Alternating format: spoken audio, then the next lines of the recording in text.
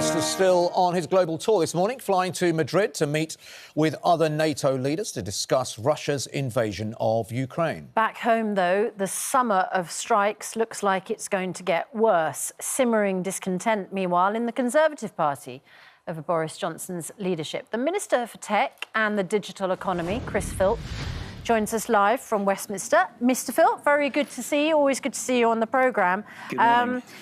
Summer of discontent. I mean, we now have male workers being balloted. You have a strike in your own constituency, Croydon Tramlink. There's a dispute over pay. We know that barristers are on strike, and that's holding up the criminal justice process. You know, we know that the summer is going to be hellish for people travelling. British Airways strike planned. What are you going to do about it? Well, I mean, we're going to obviously resist the strike action as we have been doing. But the first thing to recognise is that this obviously is triggered largely by the concerns about inflation. That's a global phenomena. UK inflation is about the same as the OECD average. So the first thing we've done already is put a £37 billion package together to help people particularly on lower incomes, get through this. That's the £150 off council tax, the £400 off the fuel bills, the £650 for people on universal credit, on lower incomes, the 5 pence off fuel duty. Yes. All of those things designed to help people get through this situation. People, emergency help is emergency help. People want sustainable wages. And with inflation at the rate it is right now, their wages are not keeping up with their food bills, for instance. Well, the truth is that kind of across the board, wage increases at the level of inflation will actually make the situation worse. If you just think about it for a second, imagine tomorrow everybody got a 9% wage increase, which is effectively what these strikes are asking for. You know, what would happen then is that businesses would have to put up all of their prices again to cover that. Taxes would have to go up in order to fund it in the public sector, and the excess money going into the economy would drive inflation up even further. So we tried this in the 1970s. Across the board, wage increases as a response to inflation does two things. Firstly, it makes what I think is currently a temporary, transitory phenomenon driven by the Ukraine crisis, the COVID problems in China. It'll make a temporary problem permanent, and it will immediately drive inflation up even higher in a kind of wage-driving inflation spiral, like a dog chasing its job. Yeah, OK, so an individual chasing its tail, rather, who can't afford their own food bill because their wages are not rising in line with inflation just has to what? Buy less food? No, we're putting in place a huge package of measures to help people in this situation, £37 billion, and those are directed at people on the lower 1/3 of incomes in particular. Some people benefit as well, but it's mostly beyond that. But it's mostly the lower 1/3 of incomes. £1,000 from people at the lower end of the income scale when you remove the £20 weekly uplift in universal credit. I mean, by your own colleagues' estimations, the help that you're giving people basically just replaces that. So people are actually no better off. What are you actually doing for, you know, individuals who are struggling with food bills? I mean, Susanna, first of all, I mean, that's not true. The £20 temporary uplift to universal credit, which was to deal with the COVID situation previously, did not add up to £37 billion. So to be completely clear, it added up to £1,000 in a year. And I'm not sure why you keep insisting it was temporary.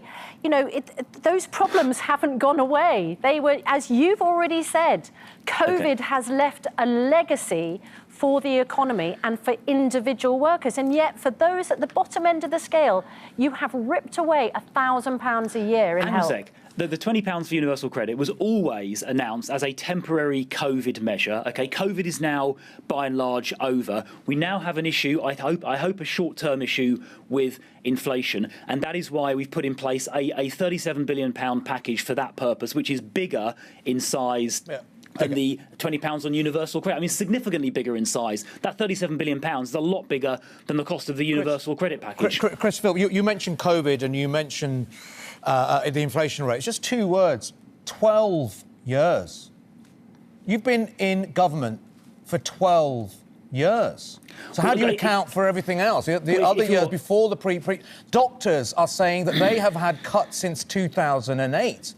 They're asking for a rise that will get them somewhere near what their wage might have been before these cuts in 2008. You've had 12 years. Yeah, so look, on the inflation point, I mean, you're sort of implying in that question that the inflation situation is sort of a UK problem caused by the government. But just to be completely clear, this is a global phenomenon. It's happening in America, France, Germany. If you look at the OECD most recent average inflation rate, when I looked at it a few weeks ago, it was 8.8%, which is almost exactly the same as the UK rate, which I think most recently was 9.1. So this is a global phenomenon. It's affecting all Western economies, first of all. On your question about wages more generally, I think over the last 10 years or 12 years, by and large, public sector wages have kept up with inflation, which has mostly, until the last year or two, been extremely low.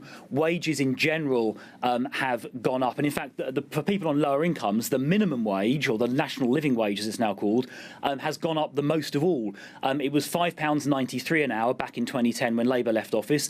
It's now gone up most recently to £9.50 an hour, a huge increase for people on lower wages. And the most recent increase, which was in April, about 2 months ago, was around about 6 or 7%. Because we do want to help people on lower incomes, especially. But the fact is, the people that are striking will disagree with you. We had a poll, and they have mass public support right now. 45% of people we poll increasingly support strike action. 67% of Labour voters, which is quite an interesting figure for you guys, because if you've got to try and win some of them voters over, we saw what's happened in the by-election. It seems that you're just not listening to what the public are saying and what workers are saying.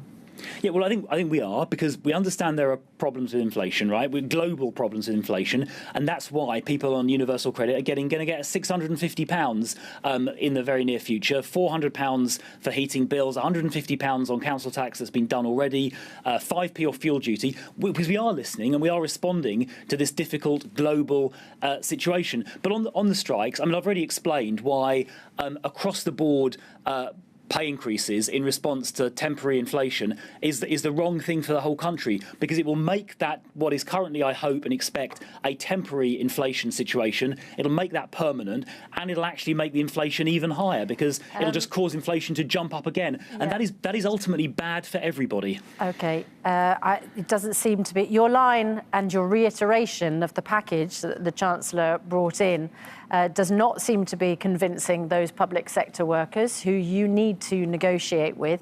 Meanwhile, it looks like from reports you're not even convincing your own backbenchers. We have 3 red wall Conservatives apparently in talks to defect to Labour.